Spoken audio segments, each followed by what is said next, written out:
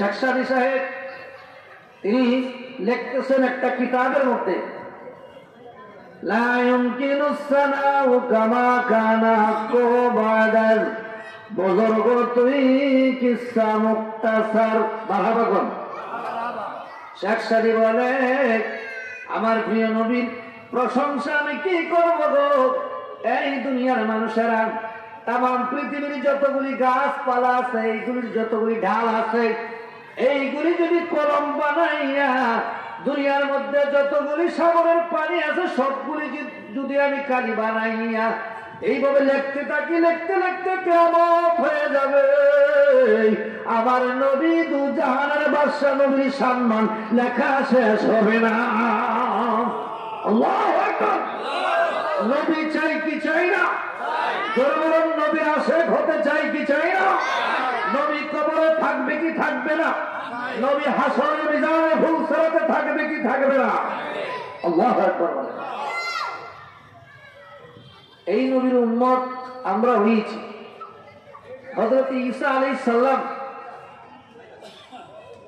একটা রাস্তা দিয়ে হাঁটতেছে, হঠাৎ করে পাহাড়ি এলাকা তো দেখে একটা ঘরের মধ্যে একজন মহিলা কাঁদতেছে। কে কাঁদতেছে? বৃদ্ধ একটা মহিলা কাঁদতে। ঈসা নবী একটু আগায় গেলেন, মা কি হয়েছে এইভাবে কাঁদতেছো করুণ সুরে, ব্যাপারটা কি? মহিলাটা বলে, বাবা রে, আমার একটা সন্তান দিয়েছিল, আল্লাহ এটা লয়ে গেছে। হায়াত মওতের মালিক কে? রিজিকের মালিক কে? আমার সুরের ভাইয়েরা বলেন, হায়াতের মালিক কে? রিজিকের মালিক কে? সম্মান ইজ্জতের মালিক কে? وتعز من تشاء وتذل من تشاء بيدك الخير। আমি যারে সম্মান দেই,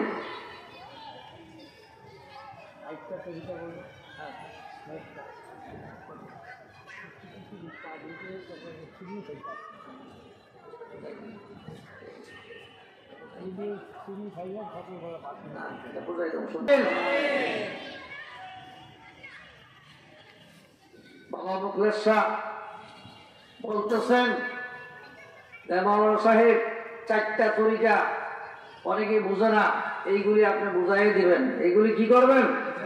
বুঝাই দিবেন। আল্লাহ কবুল করুক, সকল বলেন আমিন।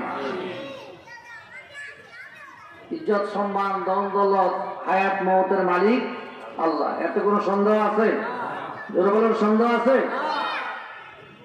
ঈসা আলাইহিস সালাম প্রশ্ন করে, মা কাঁদতেছো, ব্যাপারটা কি? মহিলা বলে, বাবা আমি যে কাঁদতেছি, আমার একটা সন্তান আল্লাহ দিয়েছিল, আল্লাহ পাক নিয়ে গেছে। ঈসা নবীর মায়া হয়েছে। ঈসা নবী প্রশ্ন করে, ও আল্লাহ, এই মহিলার একটা সন্তান ছিল, তুমি নিয়ে গেছো। এই মহিলা তো এখন কান্না থামাইতে পারে না। আবার আল্লাহকে ডাক দেয়া বলে, আল্লাহ এই কাজটা তুমি কি করছো? একটা সন্তান ছিল, একটা সন্তান নিয়ে গেছো, ইন্তেকাল করছে, এখন তো মহিলা কাঁদতেছে, কান্না থামানো যায় না। আমার আল্লাহ প্রশ্ন করে ঈসা নবীর, ওই মহিলাকে আগে জিজ্ঞাসা করো সন্তানটার বয়স কত হয়েছে। আলহামদুলিল্লাহ। ঈসা নবী জিজ্ঞাসা, মা তোমার সন্তানের বয়স কত? মহিলাটা বলে, বাবা আমার সন্তানের বয়স হলো 450 বছর। আল্লাহু আকবার কইবেন না? আল্লাহু আকবার। আর আমাদের হায়াত কত? 100 বছরও না। কি বলেন? ওই সন্তানের বয়স হয়েছে 450 বছর।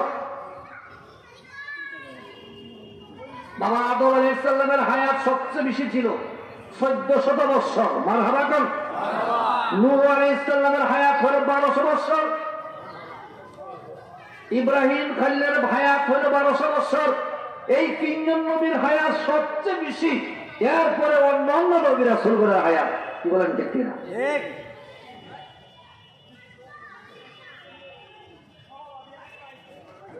ওই মহিলা বলতেছে, বাবা 450 বছর হয়েছে আমার সন্তানের বয়স, আল্লাহ পাক নিয়ে গেল।